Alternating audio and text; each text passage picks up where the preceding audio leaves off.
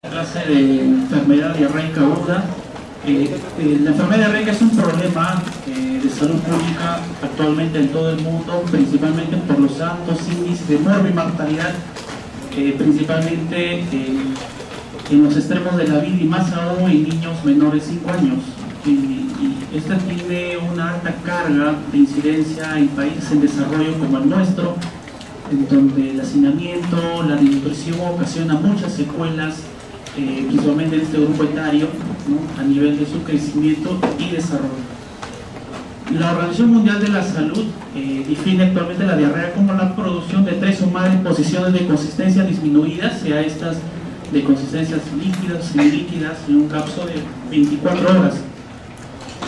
Hay varios tipos de clasificación. La clasificación de acuerdo al tiempo: diarrea aguda menor o igual a 14 días, diarrea persistente entre 15 a 30 días y crónica mayor a 30 días. Ahora, de acuerdo a las características clínicas, una diarrea acuosa que principalmente puede ser de etiología viral o causada por las toxinas bacterianas, o la diarrea disentérica, donde la característica principal es la presencia de deposiciones mucosanguinolentas. Epidemiológicamente a nivel mundial se reporta 2 millones de casos de diarrea, principalmente en niños a nivel mundial en todo el año. En el Perú las estadísticas son muy pobres, pero un estudio de los pediatras del hospital Rebagliati identificaron anualmente en menores de 5 años 4 o 5 episodios por año y 2 episodios por año como promedio entre población adolescente y adulto.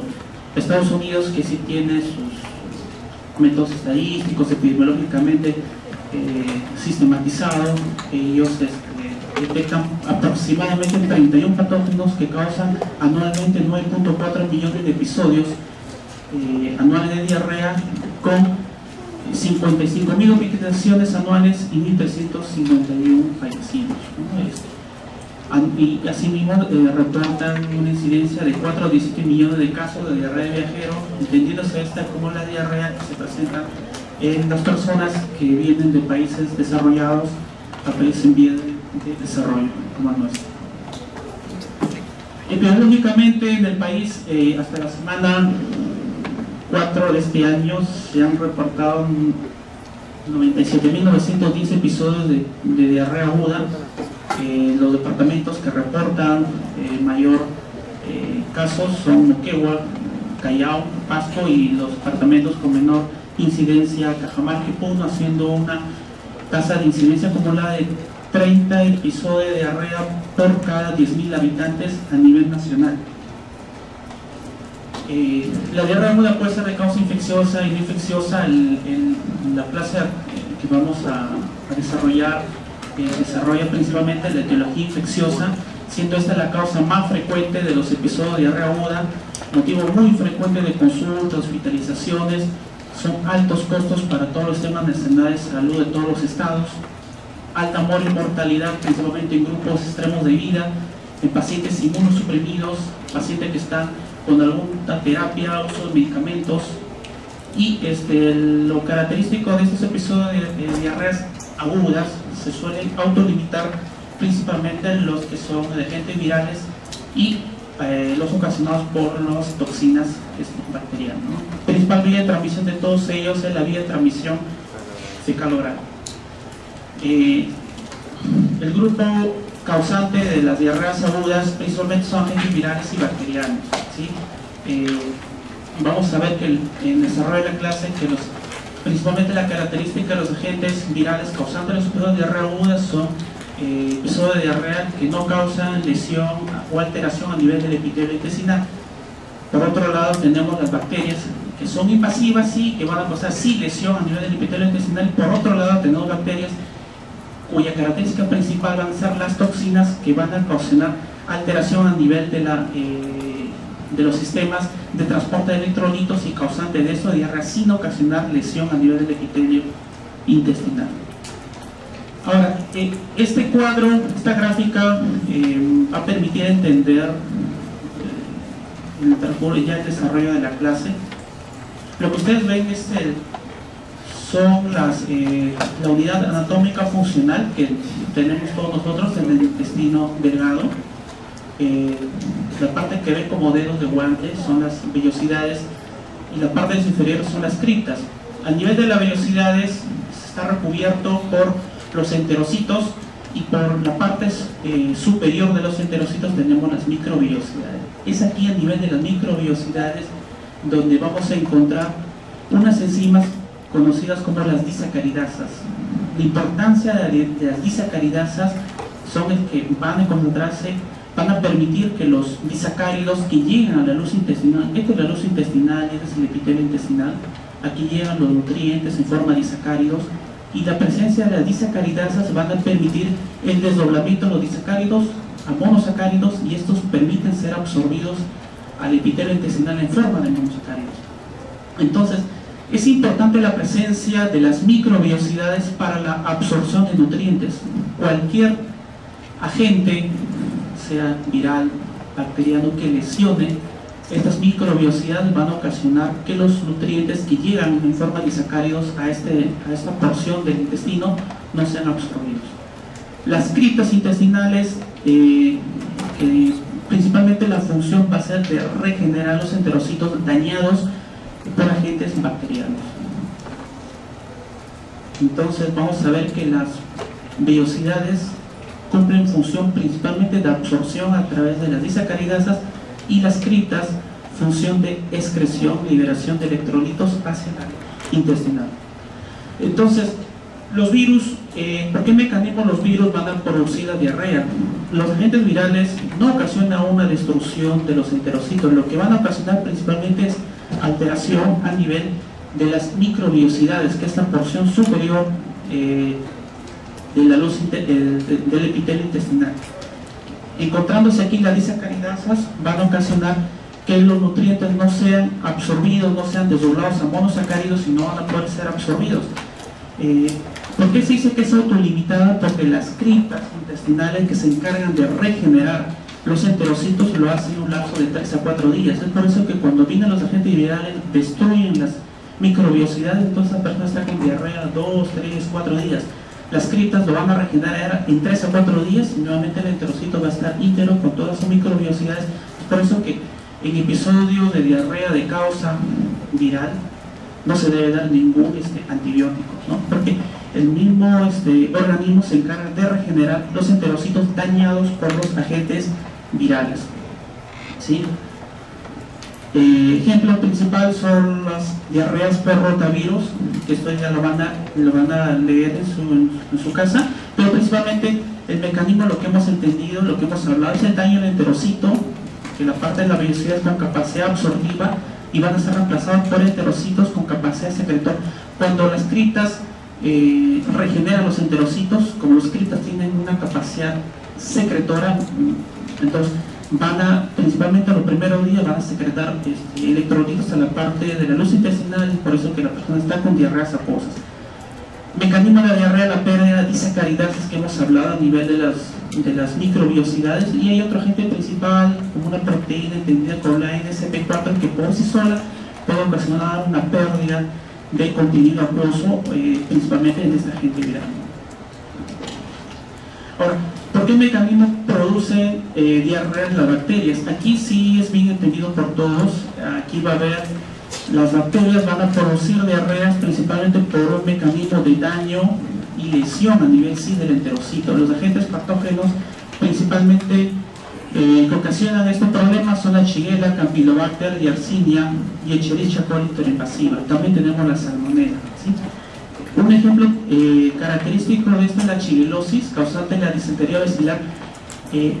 Hay varias especies, pero hay 4 especies principales que son patógenas para el ser humano: la disentería, la Escherichia coli y la Sony. La transmisión, comúnmente, como todas las diarreas infecciosas, a transmisión fecal oral y transmisión a través de los alimentos. Pero sí, lo característico de la diarrea por shigellosis es que, a diferencia de los otros tipos de diarrea, sea Campylobacter, Escherichia coli, necesita una baja carga bacteriana para producir enfermedad. El Campylobacter y Escherichia coli necesitan un promedio de 10 a la 5 a la 10 a la 7 bacterias viables para producir enfermedad. siendo la shigella una de las enfermedades diarreicas disentéricas que necesita una baja carga de bacterias para poder ocasionar la enfermedad. Ahora, una característica principal de la shigella es la Shigella dysenteriae, que produce, en este caso, a diferencia de las demás, una toxina que es la toxina chiga. Entonces, inicialmente estas personas con shigellosis pueden presentar una diarrea acuosa por la presencia de la toxina chiga, pero lo que predomina en la shigellosis son las diarreas disentéricas, ¿no? Entonces, la shigellosis característicamente tiene un episodio bifásico, quiere decir que inicialmente la persona comienza con diarreas acuosas, puede comenzar con fiebre, vómitos y diarreas acuosas, y en el transcurso de los 2 a 3 días empieza con un cuadro de diarreas disentéricas, mucosanguinolentas. Asimismo, esta shigella tiene la característica de producir una toxina que es muy similar a la toxina producida por Escherichia coli interhemorrágica y ocasiona daño no solamente al enterocito, sino también daño a nivel del glomérulo renal, ocasionando el síndrome urémico hemolítico, ¿no? Muy similar a lo que ocasiona las diarreas por Escherichia coli interhemorrágica o 157. Entonces, la shigellosis tiene esa característica, por eso le he puesto como ejemplo, tiene una característica principalmente bifásica, ¿ya? Y necesita una baja carga de bacterias viales para producir enfermedad.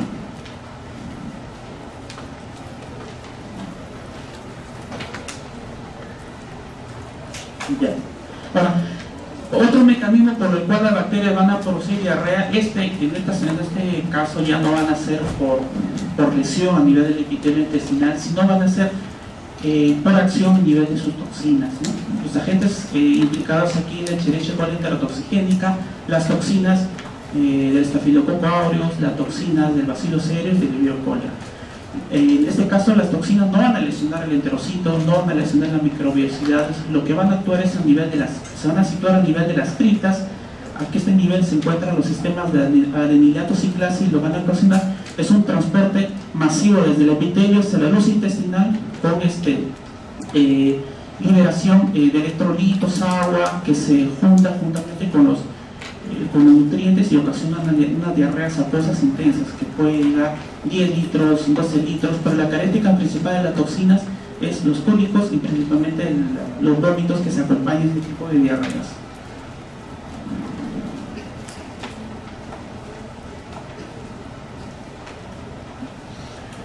Bueno, para que lo lean en su casa, el cólera era un ejemplo característico de este tipo de diarreas. Nosotros hemos tenido un epidemia principal en el año 91 causante de la diarrea por cólera, pero sí lo característico de este tipo de diarrea es la alta pérdida de líquidos y electrolitos, ¿no? Por la presencia de esta toxina, ¿no? Son infecciones, en este caso, que puede ser en extremos de la vida, muy intensas, con alta mortalidad, ¿sí? Y lo que principalmente tienen que entender, como es una diarrea ocasionada por toxinas, no es un agente invasivo, ¿no? Este tipo de diarreas no va a haber fiebre, le hacemos un estudio de residuo inflamatorio en heces, va a ser negativo, ¿sí? Entonces, aquí la conducta principalmente es la rehidratación por agua endovenosa dependiendo del estado clínico del paciente. Entonces, a manera de resumen, las diarreas agudas, infecciosas, pueden ser acuosas, que son disentéricas con sangre. Las diarreas acuosas ocasionadas la secretora por principalmente toxinas, toxina de Vibrio cholera, toxina Escherichia coli enterotoxigénica, los vibrios no coléricos y la toxina de la shigella que hemos hablado anteriormente, ¿no? Y diarreas osmóticas no necesariamente por agentes virales, parasitarios, sino también hay otros agentes como medicamentos, fármacos, como los laxantes también que se pueden ocasionar este tipo de diarreas. Y hay diarreas disentéricas invasivas, la shigella, Escherichia coli interinvasiva, la salmonella, Campylobacter y Yersinia, y diarreas disentéricas no invasivas, o sea, no existe un daño a nivel del enterocito, pero sí son de alta carga para los temas de salud pública, ocasionadas por el Escherichia coli enterohemorrágica, ¿no? Que hemos visto que son producen las toxinas causantes del síndrome urémico hemolítico. Las diferencias clínicas entre diarrea inflamatoria y no inflamatoria principalmente son La característica clínica de las heces, ¿no? No inflamatorias son heces acuosas, diarreas inflamatorias son heces mucosanguinolentas, fiebre principalmente los cuadros inflamatorios, y la localización preferencial de las diarreas inflamatorias a nivel del colon y las diarreas no inflamatorias en el intestino delgado, ¿no? Las diarreas no inflamatorias generalmente son autolimitadas, y hemos explicado por qué, y las diarreas inflamatorias pueden estar asociadas a cuadros sistémicos y producen daño y lesión al epitelio del enterocito, ¿no? Entonces, el foco de diagnóstico de un paciente que nos encontremos frente a que acude a las consultas, ¿no?, por un cuadro de diarreas, entonces es principalmente en la atención médica es verificar primero cuál es su estado hemodinámico, ¿no?, porque podemos estar frente a un paciente que esté hipotenso o un paciente frente a una presión arterial normal. Entonces, frente a un paciente hipotenso no podemos seguir nosotros indagando las características clínicas de diarrea. Debemos enviar inmediatamente a este paciente a la unidad de emergencia o urgencias, depende de donde nos encontremos, para que hagan la rehidratación oral o endovenosa en base a fluidoterapia, o si sea necesario el uso de vasopresores, ¿no? Si estamos frente a un paciente con una presión arterial estable, entonces podemos hacer nuestra anamnesis, ¿no? Evaluar las características de las diarreas, cuál es la duración para definir si estamos entre un episodio de diarrea acuosa, una diarrea crónica, subaguda, la frecuencia de las diarreas. Esto nos va a permitir saber cuál es el estado de deshidratación del paciente, cuál es el aspecto clínico del paciente, los síntomas acompañantes. Si el síntoma predominante son los vómitos, podemos estar frente a un agente viral o una toxina. Ahora, la presencia de dolor abdominal, fiebre, tendemos y urgencia fecal son característicos de diarreas inflamatorias. Investigar también la presencia de algún alimento, medicamento o sustancia ingerida. Generalmente la diarrea por toxinas ocasiona una diarrea acuosa muy precoz, ¿no? En un lapso de menos de 8 horas el paciente o las personas cursan con diarreas acuosas, episodios que pueden durar en todo ese día 24 horas, 10 a 12 episodios de diarreas acuosas, y en el lapso de las 48 horas se autolimitan, ¿no? Examen físico, hemos evaluado al comienzo, hay que evaluar la severidad, signo de deshidratación, podemos estar frente a un paciente hipotenso, evaluar la frecuencia cardíaca, la presión arterial, evaluar la diuresis importante, exploración del abdomen, porque nos podemos encontrar frente a pacientes con abdomen agudo, con irritación peritoneal, y evaluación del estado del sensorio. Ahora, se debe buscar el agente etiológico, o sea, frente a los pacientes que acuden a consulta por episodio de diarreas acuosas, es necesario buscar el agente etiológico causante de la diarrea. En la mayoría de las diarreas, como dice la respuesta, no es importante determinar la causa etiológica, porque hemos visto que la mayoría de ellas, un 60%, 60-70% se autolimita, principalmente porque la mayoría de estas diarreas agudas infecciosas son de etiología viral, ¿no? Y responde al tratamiento adecuado únicamente con líquidos y alimentos sin necesidad de antibióticos. Entonces, la pregunta es cuánto nosotros vamos a investigar, cuando nosotros vamos a hacer un estudio microbiológico de las diarreas, principalmente frente a estos escenarios, ¿no? Una deshidratación, pero es importante hacer una buena anamnesis y examen físico. Deshidratación moderada severa, si clínicamente el paciente tiene fiebre más de 72 horas, si las heces son disentéricas y si cursa con un dolor abdominal importante, que podemos estar frente a un cuadro episodio de una perforación intestinal, ¿ya? También todos los extremos de vida y los pacientes inmunocomprometidos, es necesario investigar el agente etiológico. ¿Cuáles son las herramientas diagnósticas que tenemos? El examen en materia fecal en fresco, eso nos permite diferenciar macroscópicamente si las heces acuosas son heces sanguinolentas o heces con moco.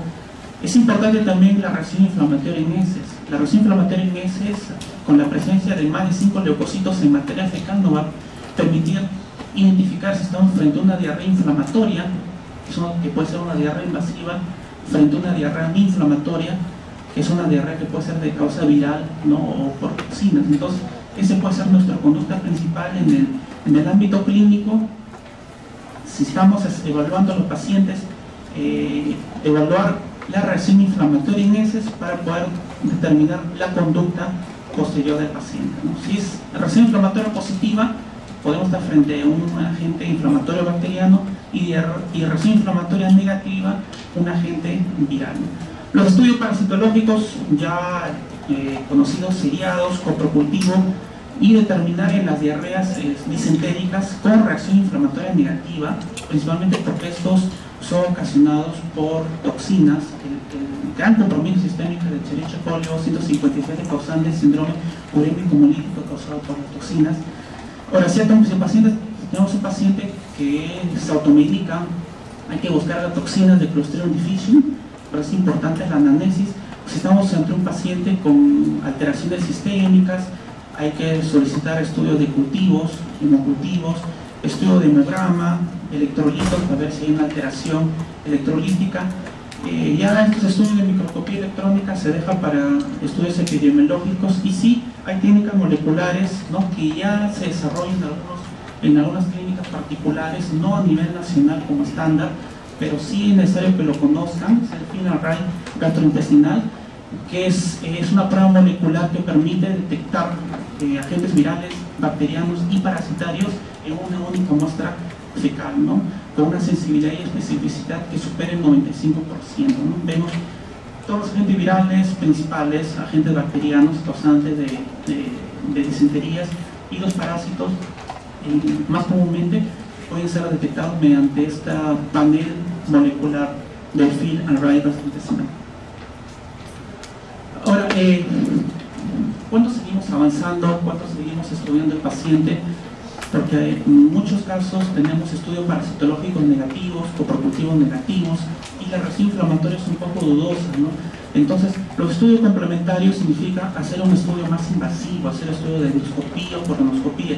Principalmente los estudios complementarios se deben limitar a pacientes inmunosuprimidos, no solamente inmunosupresión por VIH, inmunosupresión por neoplasias, inmunosupresión por corticoterapia, inmunosupresión por enfermedades sistémicas. Asimismo, todo paciente con disentería que no se identifica algún patógeno por estudio de microbiología, sea los grani, parasitológico y los cultivos. Una diarrea, en este caso disentérica, con evolución mayor de 2 semanas, simplemente ¿por qué? Porque podemos dar frente a cuadros que no sean infecciosos, ¿no?, enfermedad inflamatoria intestinal, colitis isquémicas y colitis pseudoenterógicas. Entonces, la base de tratamiento, como hemos dicho, la mayoría de la gente implicada en la diarrea aguda son los procesos virales, es una buena hidratación. Vía oral, si soporta la hidratación oral, o bien endovenosa, si el paciente está con cuadros de alteración hemodinámica, vómitos o deshidratación severa. ¿Y cuando iniciamos tratamiento empírico? Y generalmente para diarreas acuosas, como ya hemos visto, la agente principal son agentes virales, no está justificado, porque la mayoría son de agentes virales o enterotoxinas, pero sí se debe iniciar tratamiento empírico ante las características clínicas y laboratoriales de diarrea disentérica y cuadros, en este caso, apoyarse mucho en la examen laboratorial, que es la reacción inflamatoria en heces, ¿no? Y el tratamiento empírico puede ser en adultos en base a quinolonas o en niños en base a beta-lactamin con la amoxicilina, ¿no? Y posteriormente nosotros podemos corregir según los coprocultivos que tengamos, realmente que salen en el transcurso de al tercer día o cuarto día, ¿no? Corregirlo en base a la antibioterapia de acuerdo al agente responsable de causante de la diarrea. Ahora, los antidiarreicos, muchas veces en las consultas hay mucha presión por parte de los padres, ¿no?, por tratar de parar la cuadro de episodio de diarrea. Solamente estos ten en cuenta que son útiles en casos de diarreas acuosas, no deben administrar antidiarreicos en casos de diarreas disentéricas, ¿no? Se puede utilizar el loperamida o se puede utilizar el racicadrotilo, ¿no? Generalmente más utilizados son en niños el racicadrotilo y loperamida en adultos, ¿no? Medida de prevención, principalmente, lavado de manos, asegurar buena disponibilidad de agua potable, eliminación de desechos, lactancia materna, porque sí aporta bastantes anticuerpos a los recién nacidos, y manejo adecuado y procesamiento de los alimentos que se van a desprender en los restaurantes, en los centros de acopio de alimentos, ¿no? Y creo que esta es la última bueno, es acabar la clase. ¿Alguna pregunta?